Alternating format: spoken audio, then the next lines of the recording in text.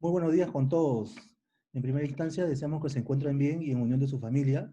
Gracias por conectarse a nuestro webinar Familias Empresarias, no perder la brújula durante la tormenta, organizado por Avantage, la firma consultora especializada en empresas familiares, que en una iniciativa conjunta con The Family Business School, le queremos transmitir un mensaje de confianza y tranquilidad para superar estos tiempos de incertidumbre. Disfruten el webinar. Muchas gracias, Jorge. Y efectivamente, mi nombre es Cintia Varela y yo soy presidenta de The Family Business School, que es una organización que busca promover buenas prácticas y compartir ejemplos reales. Y en este caso, uno de ellos es justo este webinar de empresario a empresario, donde nos acompaña la familia San Román. Está el señor Máximo, junto con su esposa Irene, y ellos son fundadores del Grupo Nova, son unos empresarios exitosos del sector metalmecánico, educación, alimentario. El señor Máximo ha presidido diversos gremios importantes y además creo que es importante poder tenerlos en esta oportunidad para poder transmitir justo esos mensajes de, ok, ¿cómo no perder esta brújula en momentos de cambios, de incertidumbre? Así que sin más, les doy la bienvenida y un fuerte abrazo y agradecimiento al señor Máximo y su esposa Irene por estar con nosotros. Les doy la palabra para que puedan empezar a dar la charla que tenemos planeada. Muchísimas gracias. Muy buenos días, Cintia. Muy buenos días, Jorge, y a todos los que nos están viendo y escuchando. Quiero primero agradecer, pero de todo corazón, a Cintia, una chica extraordinaria que tuve la oportunidad de conocerla, trabajar juntos, nos ha orientado a nosotros de alguna manera en las empresas familiares y de ella tenemos recuerdos gratísimos del tremendo esfuerzo que hacía de tratar de integrar a toda esa gran colonia de empresas familiares que hay en el país. Yo creo que la principal característica que tiene nuestro querido Cusco, querido Perú, es principalmente la fortaleza de sus empresas familiares. Y la verdad que hay un sinnúmero de experiencias, muchísimas exitosas de empresas familiares, y creo que esa es la razón fundamental de nuestra fortaleza como país y como sociedad y como cultura. Dicho esto, este tema de la pandemia del coronavirus, que realmente está asolando no solamente al Perú, a todos los países del mundo, es preocupante, pero esa preocupación creo lo escuchamos a diario en los diferentes medios de comunicación. Todos los días nos hablan de esto, de estadísticas, nos comparan con estadísticas de otros países, pero la real es que tenemos el virus. También tenemos muchísimas recomendaciones, que coinciden la mayoría, en que definitivamente el aislamiento es lo más importante para frenar la multiplicación del contagio de esta pandemia. Pero de ese tema lo hablan muchas personas, los medios de comunicación, los especialistas en el tema, pero creo que a nosotros debería convertirse en lo que yo siempre planteo. Nosotros tenemos que ser expertos, hábiles, diestros en saber convertir una dificultad en una oportunidad. Nuestro país, que es maravilloso, yo soy un admirador no solamente de su gente, que son hábiles, creativos, ingeniosos, y que hemos soportado pandemias increíbles anteriormente, pero todavía estamos aquí con la misma habilidad, con el mismo ingenio, con la misma oportunidad. Pero ¿qué es lo que nos está faltando? Justamente en el tema de oportunidad. En la oportunidad nos está faltando volcarnos concretamente al tema de educación. Ni siquiera educación, capacitación. Eso es clave.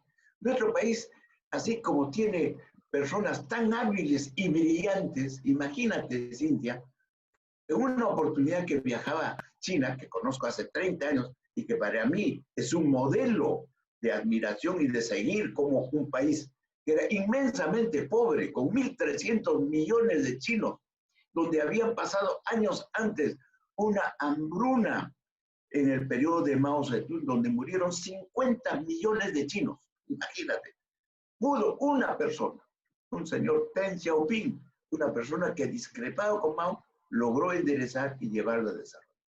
Yo soy seguidor de esos pasos.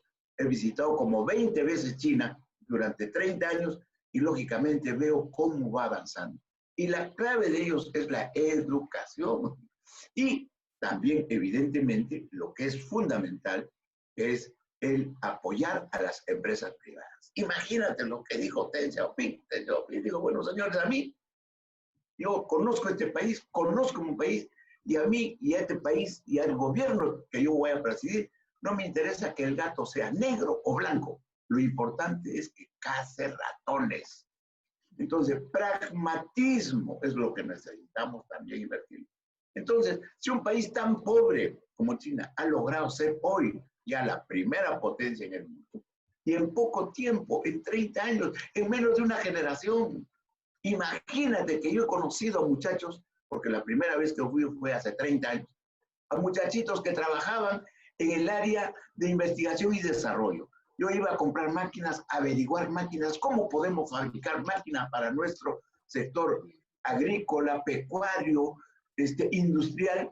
Entonces preguntaba y me encontré con algunos y conversé con ellos, lógicamente con un traductor, y los conocí. A los años siguientes me llaman y me invitan que ya han hecho su pequeña empresa. Y a los otros años ya no es una pequeña empresa, ya me ofrecen sus productos. Y hoy muchos de ellos son increíblemente empresarios exitosos que tienen trabajadores entre 5 y 7 mil trabajadores, una personita, ¿no? Claro, ha juntado a su familia y nunca han perdido su humildad. Viven en un departamento, en esos edificios grandes, en un departamento. No es muy cómodo ni amplio, pero eso les da la confianza de poder compartir con su familia. Entonces, esos ejemplos yo los traigo al Perú. ¿Por qué no podemos hacer algo similar?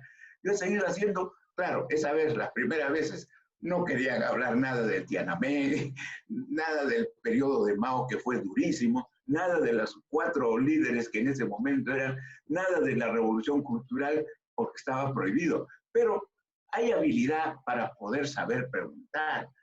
Y la forma de preguntar a esa persona y aprender con el objetivo de aprender. Yo preguntaba para aprender cómo es que estaban cambiando. Entonces, era a través de cocina, de comida, de visitar, de dar un paseo, de pedirle que te acompañe para visitar una empresa, y ahí iba nutriéndome de todas las experiencias. La otra cosa que llegó a decir Deng Xiaoping, ha dicho, ¿quién ha dicho que socialismo y comunismo es sinónimo de pobreza? ¿Quién? Y inmediatamente él mismo se contesta, tenemos que crear las condiciones en China para que tengamos muchos chinos millonarios y muchos chinos multimillonarios, porque ellos nos van a ayudar a ser ricos al resto. Fíjate. Entonces, todo ese fenómeno de desarrollo de pilotos en la ciudad de Shenzhen fue la primera ciudad que está muy cerca a Hong Kong, entre Hong Kong y Guangzhou. Probaron ahí su teoría, vieron que tuvo resultado, y el resultado en 30 años es hoy, que tiene una capacidad increíble de avance, y ahora están en plena construcción de construir la línea de conexión de la ruta de la seda. Entonces, esas cosas me han permitido en estos días de enclaustramiento obligatorio, porque mi hija, yo tengo la suerte de compartir mi casa en este momento con mi esposa inseparable, ella, mi hija Carolina y mi nieta de 10 años. Y nos ha dado la oportunidad de reencontrarnos, porque antes nos veíamos o en el desayuno, o en la cena, o algunas veces los sábados o domingos, en el tiempo que nos quedaba libre.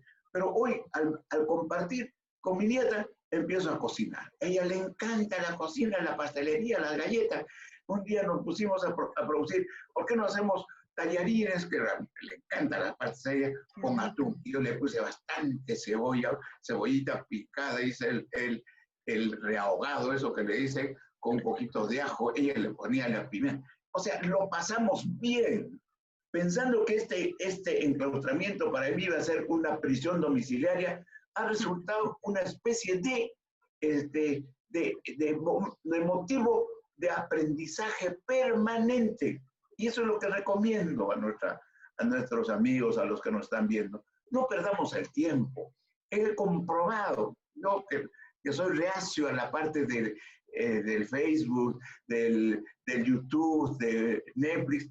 Yo era reacio porque como es tan complicadito estar buscando los títulos y a veces no lo sabes, pero con un poquito de paciencia lo puedes hacer. Ahora casi estoy un experto en saber buscar los títulos, porque ya no necesito ni siquiera escribir letra por letra, sino le pongo con el botoncito ese de la voz. Entonces, y te selecciona el título. A veces se equivoca, no hablas bien probablemente, pero llegas a conseguir. Y ahí está la información.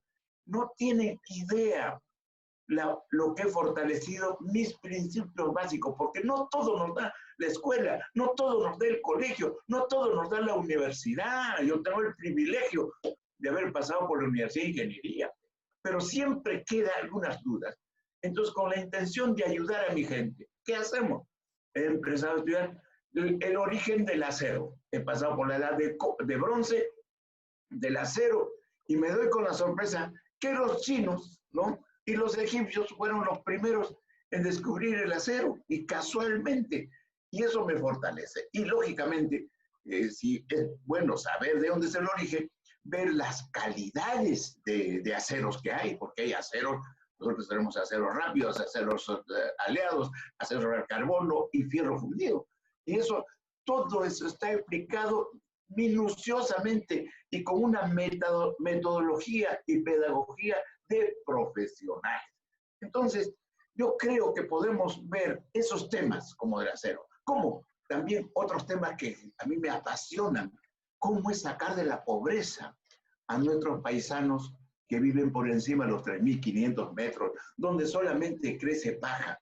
Es verdad, yo estaba ayudando del Palacio de Gobierno, cuando me han dado la oportunidad de ayudar a esa gente para poderlos sacar de la pobreza. Ese es nuestro talón de Aquiles, la pobreza en el país. Entonces, hay cantidad de información al respecto. Entonces, estamos en mejoramiento genético, transferencia de embriones, producción de embriones, y todo eso está explicado en todos los idiomas, hasta en el castellano, ¿no? O sea, hay información suficiente para aprender y contagiar a la gente que tú conoces en el campo. Es realmente interesante. Yo creo que lo estoy pasando no como quisiera, pero bien, ocupando el tiempo, la mayor cantidad que pueda, para aprender. Mi esposa, que de vez en cuando viene, ¿qué estás viendo? Ya estoy viendo cómo hacer pozos de agua, pozos para captar agua en el subsuelo, ¿no? Y hay pozos que se hacen manualmente, pozos que se hacen con mecánica, y cosas que se pueden hacer con toda facilidad y con recursos escasos, se puede hacer en cualquier lugar donde estemos cerca a una parte donde tengamos oportunidad de encontrar la napa freática en el subsuelo de nuestro paisano, de nuestro país. Entonces verás que estoy bien. ¿Qué serían mis recomendaciones? Porque yo sé que este tiempo es también corto. ¿Qué serían mis recomendaciones? Lo que yo he hecho en mi vida. Y ¿sabe qué? Lo más valioso que tenemos es nuestra identidad cultural. Los peruanos tenemos el privilegio de haber heredado genéticamente, por eso es el cacharro nuestro también, genética y culturalmente, ¿no? ¿No es cierto?, de nuestros antepasados los incas. Y ellos fueron maravillosos gestores, maravillosos investigadores, dominaron todas las ciencias del conocimiento. Hoy mismo es motivo de admiración por los expertos más destacados del mundo. ¿Cómo es que hicieron en su arquitectura? ¿Cómo hicieron en su agricultura? ¿Cómo hicieron para convertir los cerros empinados en terrenos de cultivo fértil, aprovechando el clima? ¿Cómo es que hicieron sus laboratorios de biotecnología? Fíjate, estamos hablando desde hace 600, 700 años. Es una pena comprobar que la ignorancia de los que nos visitaron quemaron todos nuestros bancos de información. porque toda esa información del desarrollo de la papa, el desarrollo del zapallo, del tomate, del maní, estaba almacenado en computadores impresionantes, pero lastimosamente eran combustibles. Estos confundieron, los quemaron y hemos perdido mucho, pero ha quedado el talento, ahí está. Y fíjate, yo tengo la comprobación, si le das a un muchacho de cualquier parte de nuestro territorio nacional la oportunidad de enseñarle, de que esté cerca tuyo, de que recupere los grandes valores que lo tenemos en el subconsciente todos, que es el Allinta Muna, el Allinta Yacha y Allinta Rue, los convertimos en empresarios, en personas extraordinariamente exitosas. Entonces, esos ejemplos debemos mostrarlos. Yo te felicito realmente, Cintia, por esta iniciativa que tienes. Ojalá podamos compartir testimonios. Es verdad que no todos hablan con esa fluidez que estoy haciendo. A mí me ha enseñado, pues, la politiquería, el libro. Yo he venido hablando casi medio castellano, pero donde he aprendido a hablar y a discutir y a exponer es la politiquería. O sea, en mis tiempos libres, como tú sabes, he participado en la política y he ocupado cargos muy efímeros como primer vicepresidente, presidente del Congreso, presidente constitucional, congresista y últimamente, inclusive en Palacio ad honorem. Eso sí, también deberíamos mostrarle y decir que no se espante, como mi amigo Julio Velarde, ni tampoco Martín mismo, que se bajen el sueldo. Dice la gran presidenta del Tribunal Constitucional que una forma de contribuir al pueblo es bajarse un poco los sueldos. Lógico, ese sueldo de 45,000 soles que gana el Banco Central comparado con un sueldo mínimo es una distancia, es una brecha increíble. Y en el sector burocrático de administración, ellos ganan el sueldo, si bien es cierto, con su trabajo, pero cogen el dinero que les debe corresponder a los pobres, para hacer colegios, para hacer universidades, para hacer desarrollo agrícola. Entonces, creo que la presidenta del tribunal ha hecho muy bien en tocar ese tema, pero lastimosamente, lejos de aprovechar esta brillante oportunidad, algunos dicen es mínimo, claro, mínimo para ellos, pero para los empresarios que pagamos esos impuestos, ¿de dónde vive el Estado? ¿De qué vive el Estado? Desde la contribución de todos los empresarios, grandes, pequeños, medianos, y hasta de la población, porque la misma población, al pagar los impuestos, está pagando el derecho de que administren ese dinero, que es de todos los peruanos, pero sin embargo hemos visto que no se está administrando bien. Creo que esta es una oportunidad. Creo que cuando pase esto, nunca vamos a ser los mismos de antes. Nos va a permitir reflexionar, nos va a permitir hacer un análisis de lo que estamos haciendo, de lo que podemos hacer en el futuro, y eso es, creo que, la mejor enseñanza que vamos a tener. Hay muchos otros temas que tocar, pero no quiero pasarme del tiempo. Tengo ya alguna pregunta ya tengo una pregunta justo para usted. Encantado de hacerlo, ¿no? Entonces, yo quiero también escucharlos a ustedes, compartir. Es una forma de retroalimentarnos, o confirmando lo que nuestras apreciaciones, o corrigiéndolas, o mejorando nuestras opiniones. Nosotros tenemos que ser siempre humildes para aprender, siempre humildes. Y finalmente te digo dónde están esos 3 principios que los recomiendo. El Allinta Muna, el Allinta Yacha y Allinta Rue. Como yo sé que el 90% o 99% de los que nos están viendo no lo conocen bien esos temas porque es nuevo, porque nos han tapado el cerebro con el Ama Yuya, Ama Sua y Ama Kaya. Eso sí lo saben el 99% de los peruanos, pero eso no es verdad. Eso fue unos temas, parte de todo ese código de ética que había en la cultura nuestra, en la cultura quechua, en la cultura aymara, en la cultura inca, y lo tradujeron. ¿Para qué? Para justificar su latrocinio, para justificar su moral, porque dice, Amayuya, no mentir. ¿Y qué pasa en nuestra sociedad? El más grande mentiroso y sinvergüenza y demagogo resulta ser presidente de la República. Amasúa, prohibido robar, prohibido apropiarse de la con. Y la gran mayoría de estos representantes, y algunos hasta han sido presidentes, y que se roben el dinero. Eso estaba prohibido. Llama que ya no seas ocioso, no seas holgazán. Esas tres cosas es con lo único que nos enseñan en las escuelas y en los colegios. Pero se olvidan de la Yinta Munay. Y en la Yinta Munay está lo más valioso que tenemos nosotros. Está en el Munay, engloba los valores, la moral, los principios.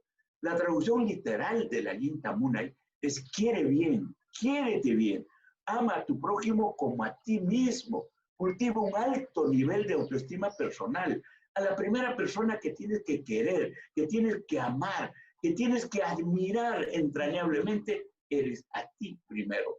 En esa medida que te aprecies, que te valores, puedes prodigar cariño, afecto, amor al prójimo. El segundo principio, es que es fundamental también, es el Ayinta Yache.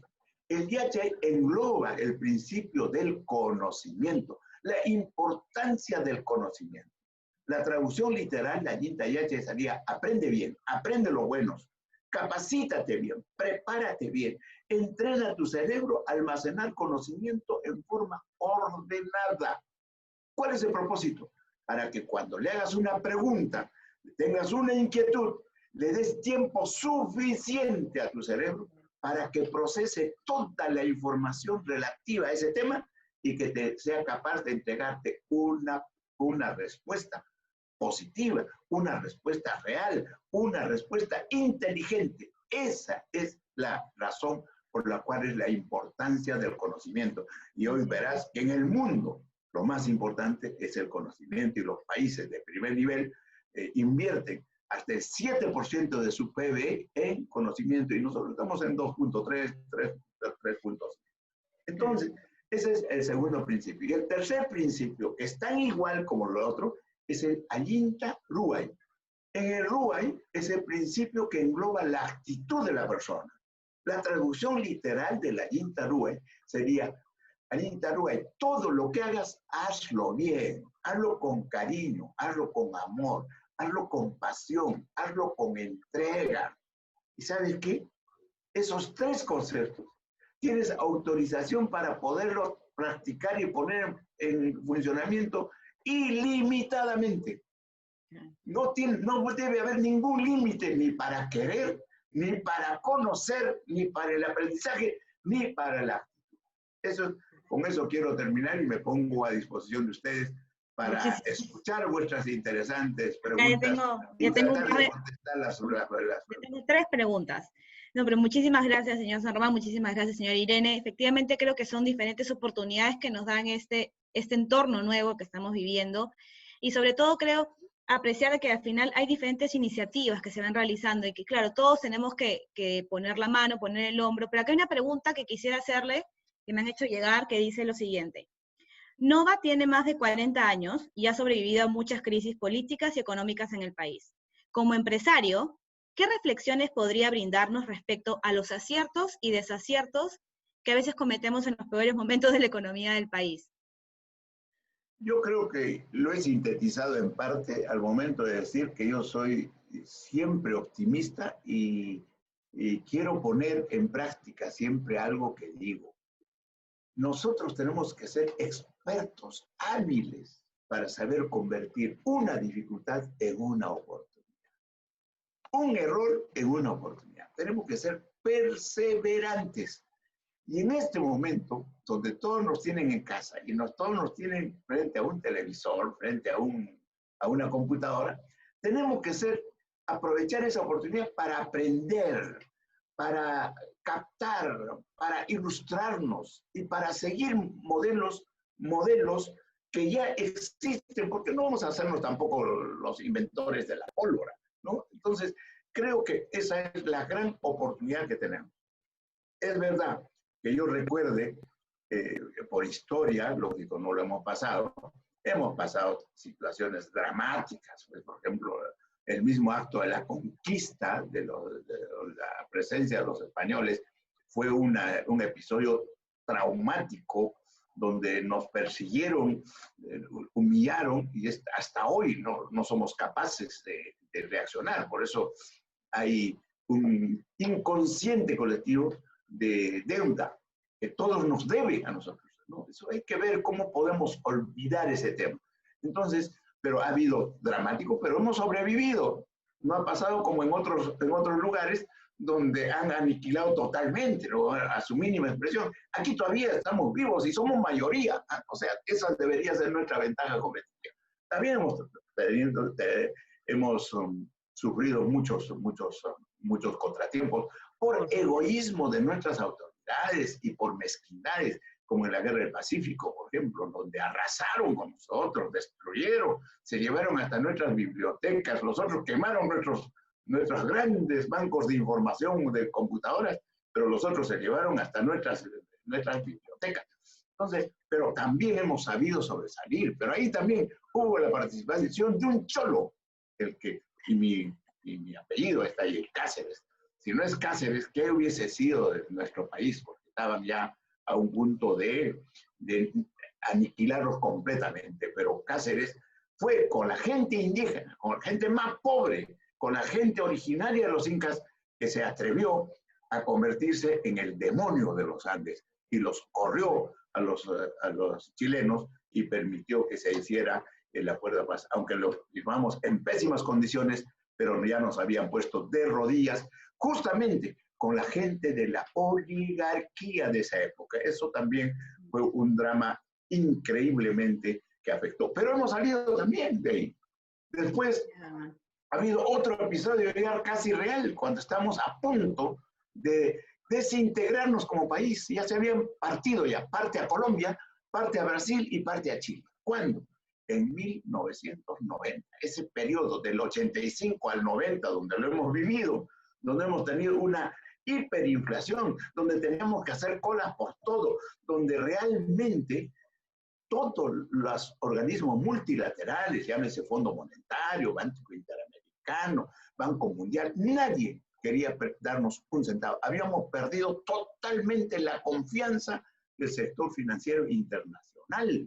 Éramos un país paria, un país inelegible, y también, como en el caso de Corea, también a Corea lo calificaron en algún momento, Corea del Sur, como país inviable. En esa condición estábamos hace poquito, el 90. Ahí ya creo muchos de los que me están viendo ya podrían recordar donde teníamos colas. Colas y terrorismo, señor San Román, acuérdese, bien. Yo también me quedé sin casa, puse mi mochila bomba. Entonces, pasamos un episodio dramático. Y en ese momento llegamos a tener hasta 3 presidentes. El presidente Gonzalo, el presidente constitucional Máximo San Román y el presidente de la dictadura, que muchos de ustedes apoyaron, Fujimori. 3 presidentes. Estamos al borde de la desintegración. ¿Pero qué hicimos? Solamente ir con la realidad. Hablar con el fondo. Yo he estado con el Fondo Monetario, he estado con el Club de París, con el señor Trichet, he estado con Enrique Iglesias del Banco Interamericano, y solamente le pedíamos plazo para pagar nuestras deudas. Nuestro país es impresionantemente rico, que ha sido mal administrado, es verdad, pero que nos den plazo. Y gracias a eso, ¿no es cierto?, logramos hacer una negociación increíble. Primero pasamos el sombrero por todos los países amigos, conseguimos los $1.200 millones que era necesario cumplir con el Fondo Monetario, porque esa era la condición de los otros países para podernos ayudar, y nos ayudaron países amigos, conseguimos ese dinero, nos reinsertamos a la economía y empezamos a trabajar con condiciones mucho más razonables. Se hizo el ajuste traumático, que yo pensé que nuestro país estallaba en guerra civil en un primer momento, pero estoicamente aceptó ese ajuste de la economía, y lógicamente después arreglamos los principales dispositivos tributarios, principalmente con delegación de facultades y en democracia. Lastimosamente, ese proceso de crecimiento, donde le pusimos nosotros en democracia el piloto automático, provocó el golpe por la presencia de Montesinos, que también hizo la gran pandemia de la corrupción. Eso ha sido el gran legado. Nos ha desmoralizado nuestras Fuerzas Armadas, ha corrompido todos los organismos del Estado, y de esa etapa estamos tratando de salir. Pero, a pesar de que ha pasado esto, nos encuentra en buen pie. Nunca el país ha tenido tantas reservas internacionales. Yo pensé que teníamos más de 80.000 millones de dólares en reservas. No, solamente tenemos 70.000. Pero ya es un dinero que lo que está utilizando el gobierno fiscal para poder compensar, aliviar los tremendos efectos económicos que va todavía a ocasionar, todavía no se ha solucionado, que va a ocasionar esta pandemia y esta parálisis de todas las empresas. Entonces, hemos pasado muchas etapas. Para mí, haber pasado la etapa del 90, del 85 al 90, y del 90 al 2000, donde llegamos a ganar a un crecimiento cercano a China. Hemos estado cerca por el 12% de crecimiento. Y si seguíamos esa tendencia, estaríamos al nivel de China. Hoy estamos en 2%, pero estamos bajando. Lastimosamente esto nos va a golpear duro, pero tenemos un pueblo que ha resistido, como te digo, casos traumáticos y dramáticos, y hemos superado. Yo creo que espero que si Dios nos da salud todavía, podamos seguir trabajando y hacer todo lo necesario para sacarlo adelante en nuestro país. O sea, repito, hay que aprender en este momento las nuevas tecnologías. Yo que era un poco reacio a ello, tenemos que acostumbrarnos a un cambio de vida radical. Tenemos que ser más austeros, una cosa. Tenemos que saber administrar mejor nuestra economía, pero también tenemos que buscar cómo generar ingresos en una época además en la época del presente. Mi computadora tiene touch, mis máquinas que fabrico tienen touch, exportamos máquinas de touch. Entonces, ya la tecnología está a nuestro alcance. Perfecto. Sí, tal vez nos toca también hacer lo que en su momento hizo usted con el señor Iglesias, de ir a pedir plazos, ¿no? De repente nos toca a nosotros también como empresarios acercarnos también a los bancos y ver cómo trabajar de la mano para poder salir de esto. Aquí tengo un comentario con una pregunta asociada, y tengo unas preguntas más. Dice, en mi visita a Cusco, descubrí que efectivamente hay 3 conceptos en los que basaron los incas sus prácticas: cabeza, conocimiento; manos, trabajo; y corazón, amor hacia la naturaleza. ¿Cómo podríamos implementar estos conceptos a nuestros emprendimientos sin fallar en el intento? Yo lo he intentado muchas veces y tengo cientos, si no miles de seguidores extraordinariamente exitosos, Cintia. No tienes idea. Los más representativos, un vendedor ambulante de la esquina de Cárcamo con la avenida Argentina, en la esquina, en la callecita, en la vereda, vendía sus fierritos. Hoy día, poniendo en práctica esos 3 principios, tiene un local propio de 4 pisos, es un gran importador de herramientas de la más alta tecnología. ¿En qué? En ingeniería mecánica.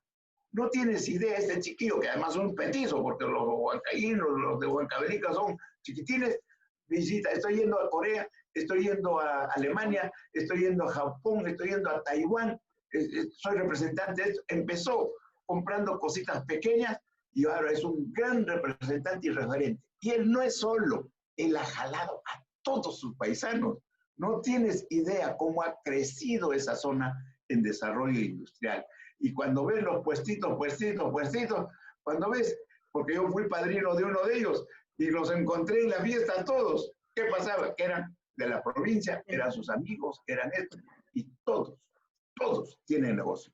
Iguales son los de Unicachi, de los mercados de esos Unicachi. Yo he sido padrino de sus primeros mercados, de sus primeros locales. Les he llevado hasta parrillas porque me hacían padrino, y los serranos siempre tenemos la costumbre de dar algo y nosotros llevamos nuestro pollo, nuestra cosa, y hoy día son unos grandes empresarios de grandes conglomerados. Y así por el estilo, otro caso de un cargador de papas de la Parada, hoy es el mejor empresario productor agroindustrial y exportador de sus productos y maquila para otras fábricas, para otras marcas en el país. Entonces, son oportunidades que se deben presentar y espero que tratemos de convertir esta dificultad en una oportunidad. Y por eso es buenísimo tu iniciativa de traerlos a ellos, de educar, de capacitar, de mostrar ejemplos. Yo siempre soy partidario de decir piloto. Yo hago un piloto. No podemos solucionar el problema del país. pero podemos solucionar el problema de un sector. ¿Dónde? En forma piloto, transformación de la basura en energía, por ejemplo. ¿Por qué no hacer una plantita piloto? Y demostramos, ajustamos y después masificamos. Igual puede ser en todos los sectores de mejoramiento genético, cultivo de pastos. No tienes idea de lo que aprendí otro día en cultivo de pastos. Unos argentinos se han ido al Brasil y tienen miles de hectáreas y les están enseñando a criar ganado a los brasileños. Fíjate. Acá hay una pregunta adicional también, y dice, gracias señor San Román por compartir su experiencia. Ahora que estamos atravesando esta crisis financiera, ¿cómo podemos hacer para conservar a nuestros colaboradores? Ya no podemos conservarlos a todos. ¿Cómo podemos hacer para salir adelante sin tener que despedir a algunos y que ellos comprendan que eso es hasta que la empresa reflote nuevamente?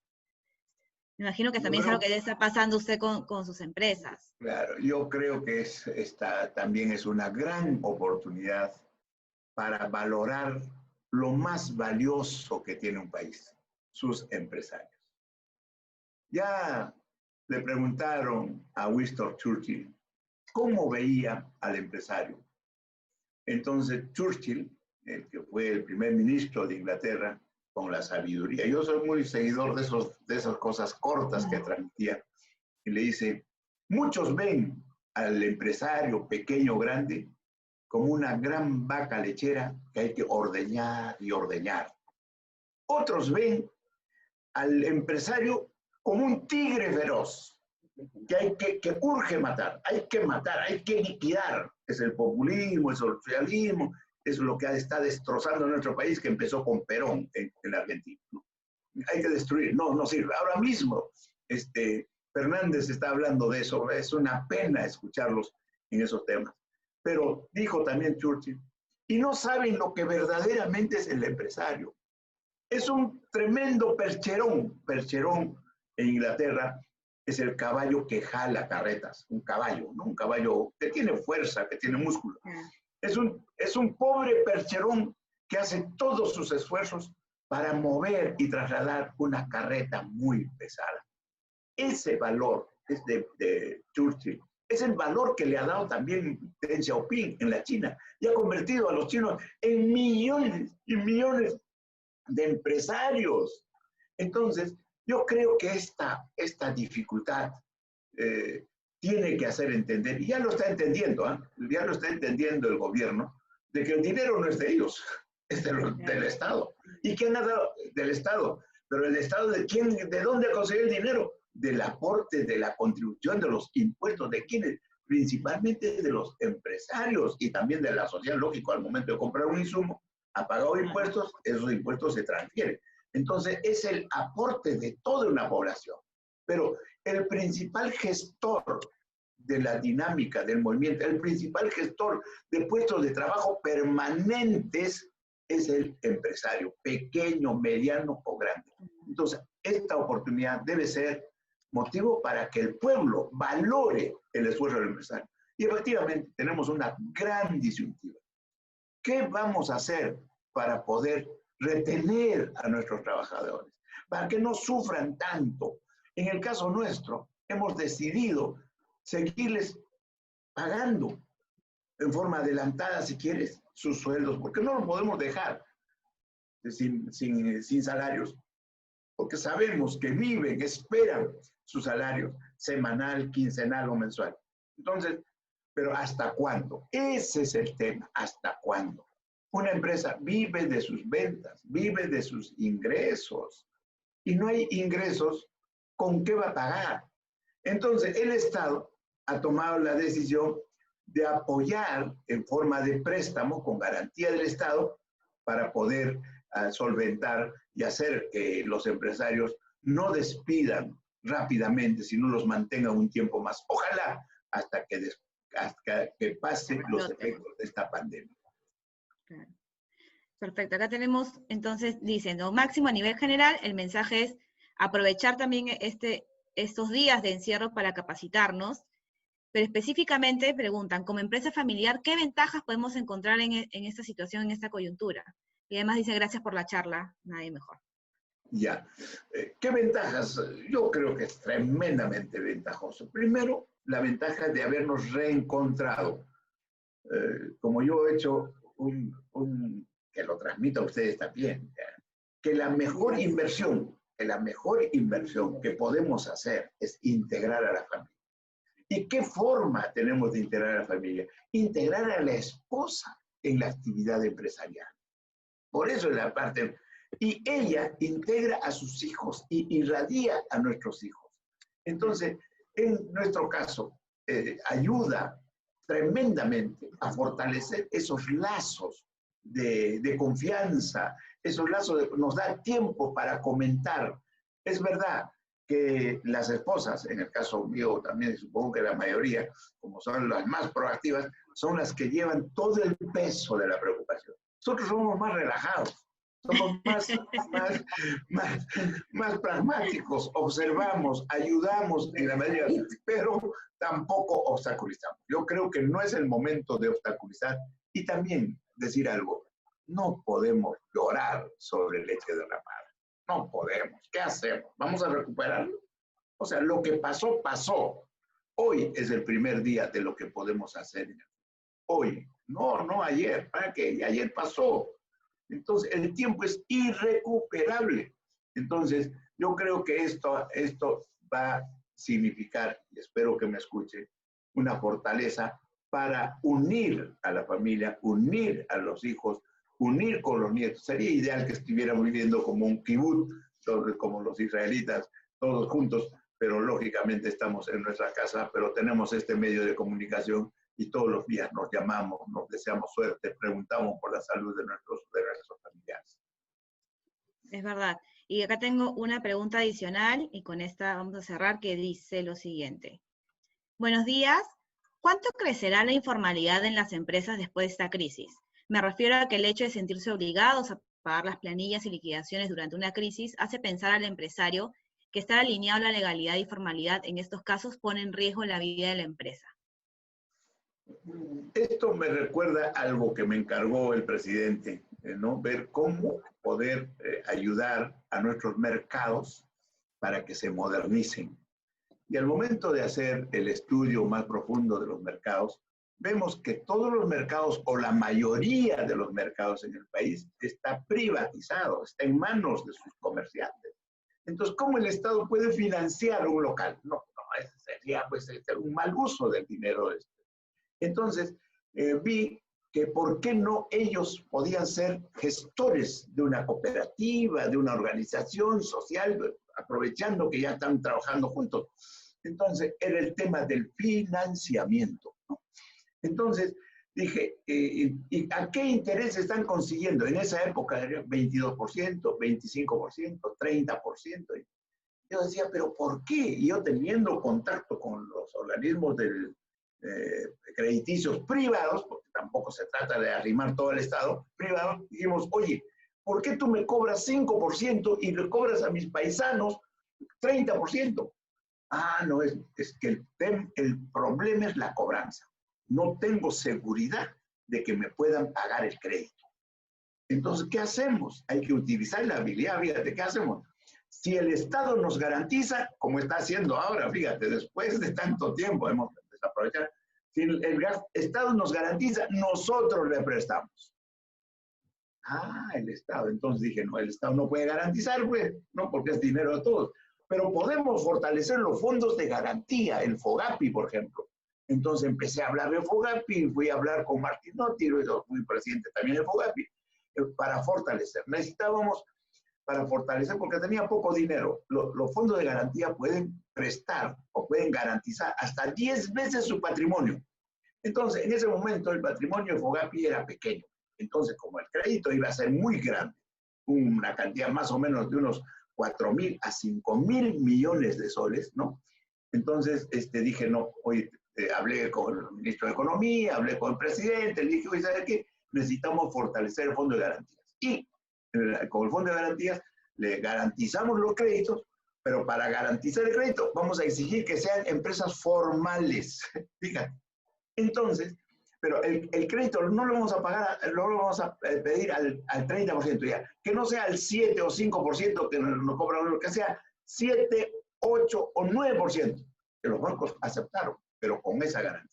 Entonces, había la condición de fortalecer o crear más fondos de garantía para que puedan ayudarnos a administrar.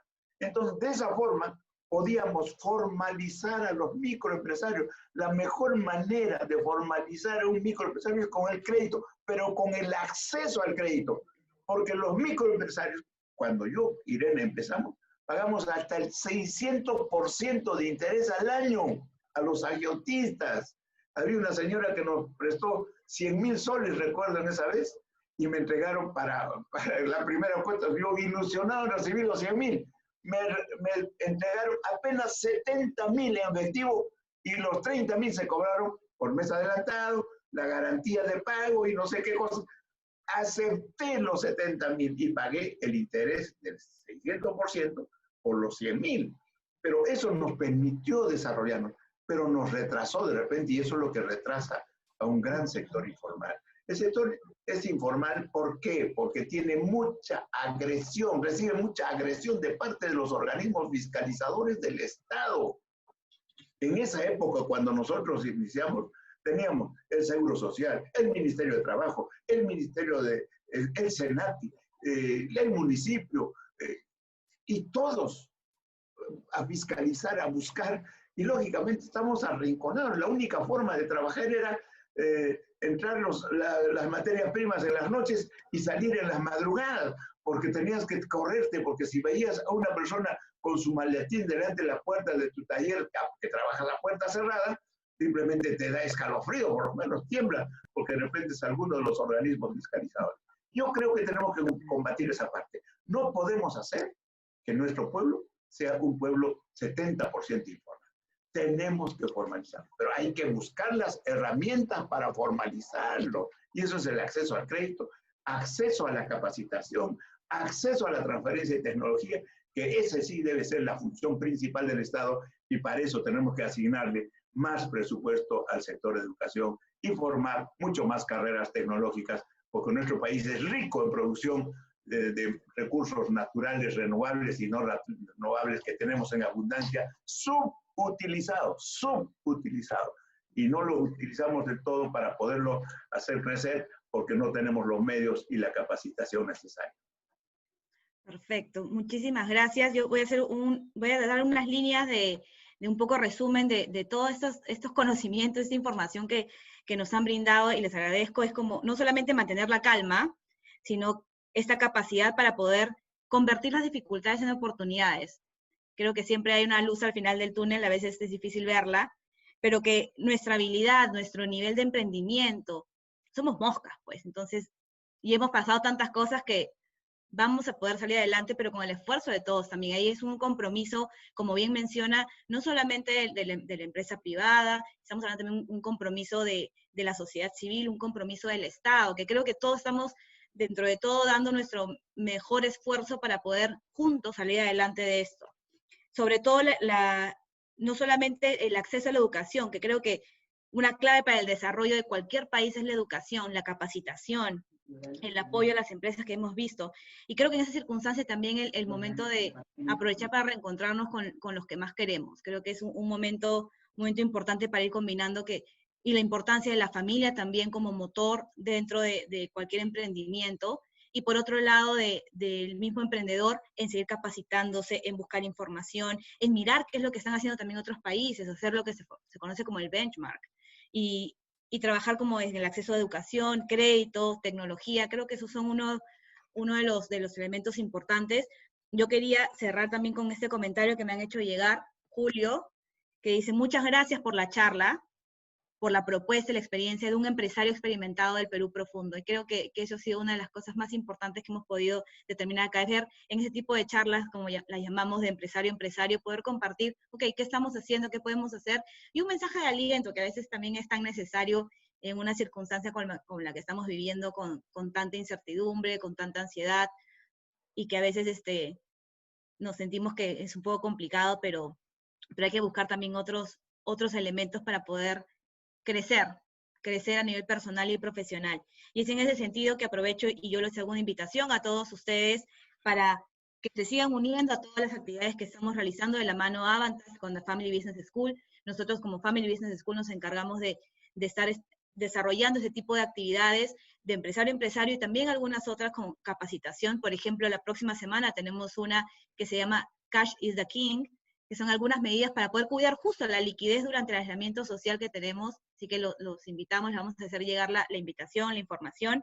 Y nada, nuevamente agradecer a todos ustedes por haberse conectado. Hoy jueves que comienza la Semana Santa, bueno, comienza el fin de Semana Santo, y a ustedes, la familia San Román, por sumarse y por darnos tanta información y compartir, como diríamos, abrirnos las puertas de su casa y poder compartir con nosotros este momento tan bonito de aprendizaje mutuo. Así que les agradezco muchísimo y espero verlos en una próxima oportunidad. Un fuerte abrazo para todos.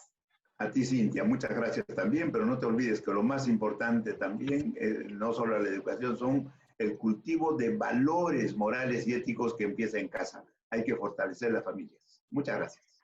Muchas gracias. Gracias.